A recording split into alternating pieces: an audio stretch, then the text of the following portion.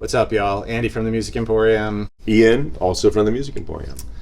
We thought it would be cool today to do a little OM-18 shootout since we're recording some demos of various OM-18 style guitars and happen to have the genuine article, a really good 1933 Martin OM-18 here.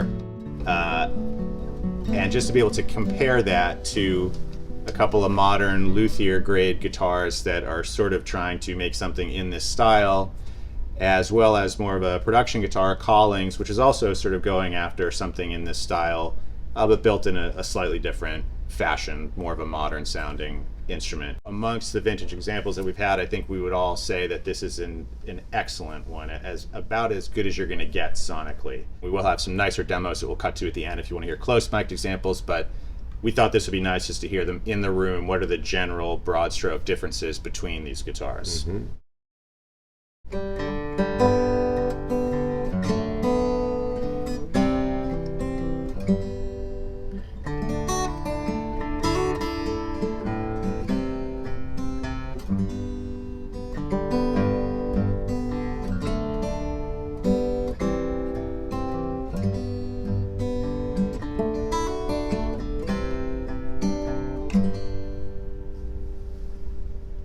That's the genuine article.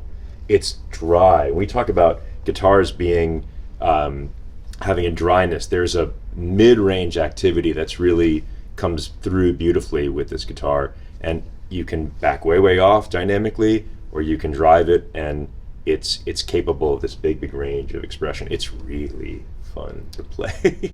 Dryness to me means not a lot of harmonic content around the fundamental note. You hear the fundamental string, it's really clear. There's nothing cluttering it up, and it retains a real warm sound and a real woody sound. You know, you can really hear the guitar moving and the guitar making the sound and not the strings making the sound.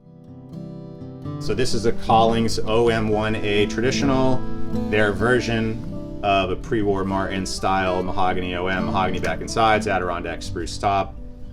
Again, generally the same kind of build features as a pre-war Martin OM, and very thin lacquer finish on this guitar as well.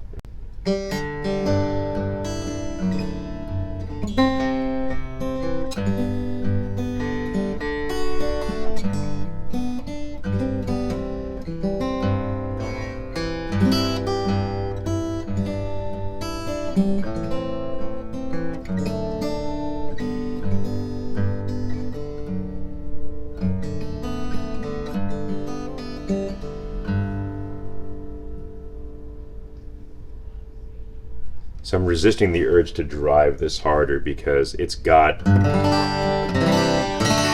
a lot of headroom in this guitar.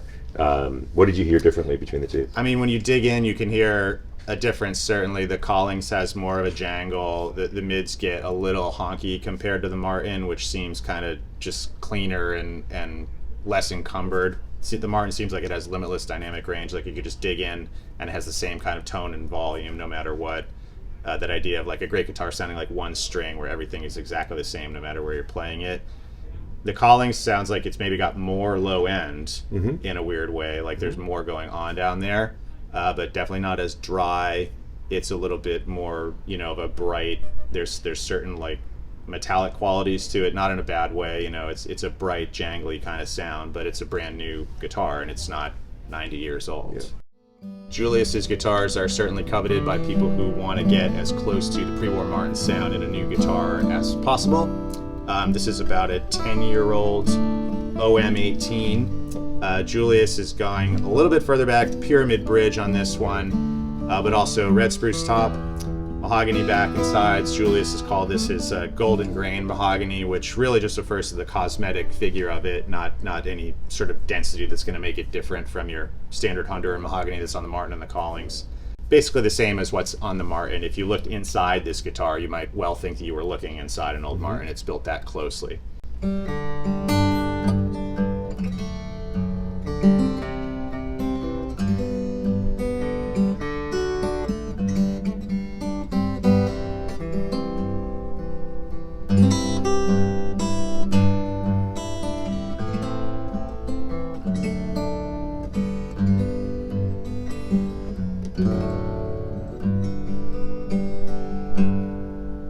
again, I wanna.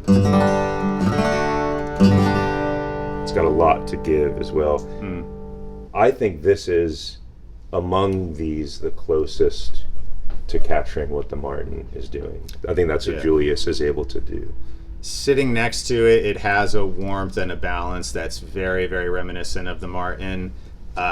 Still sounds like a new guitar, honestly, when you compare it to the Martin. But again, I hear a warmth, I hear a mid-range character, I hear a fatness in the treble strings that is very, very reminiscent of the Martin. You might say the sound is sort of like 75 or 80% of what an old guitar is, but it has a certain shimmer, a certain brightness to it that old guitars just seem to lack in comparison. Another fantastic luthier grade guitar. This is made by Borges Brondel. Again, this is Laurent's version of a pre-war Martin style OM-18. He makes his own sort of more modern guitars as well. This is built very much in the old Martin style in terms of top bracing, top thickness, radius at the top, radius at the back, bracing inside the guitar, beautiful mahogany back and sides. He's got his own little touches. It's a carbon reinforcement in the neck. It's a varnish finish on this guitar as opposed to lacquer on all the other ones, but still extremely, extremely thin finish on the guitar. And let's hear a little bit of what this one sounds like. And that carbon, you think, to get the weight down, we're getting closer in that way to the idea behind the ebony reinforcement. Comparable in weight for sure, but probably stronger than anything else. Yeah. Okay. So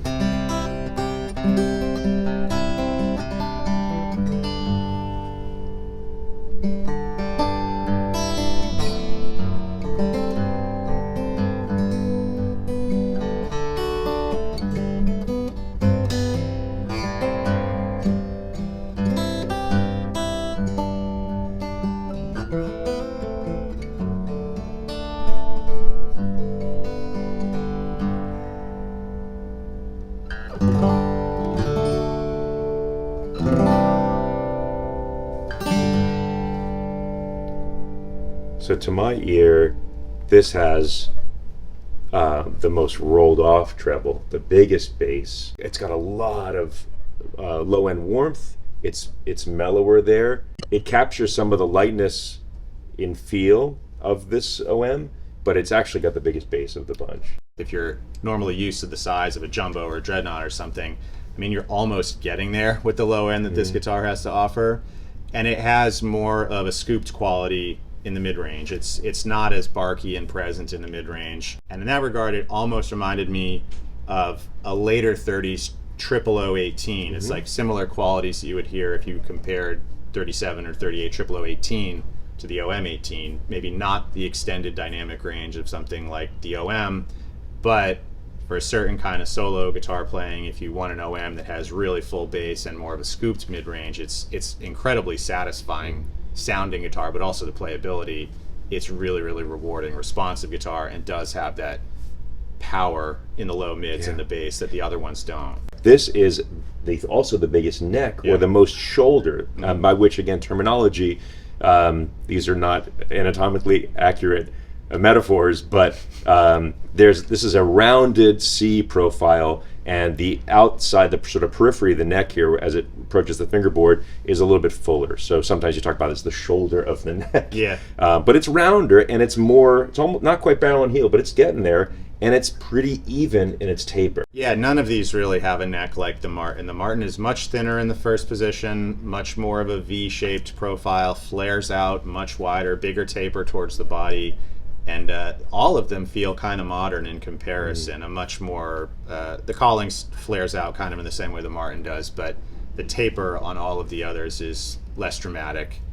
Given how different it is, it's remarkable taking the same species of woods, the same template as an instrument, and yet the sonic results, granted time and age of trees, harvested, all of that, but remarkable that with that X brace, the range of sound that is capable of being produced in different makers' hands.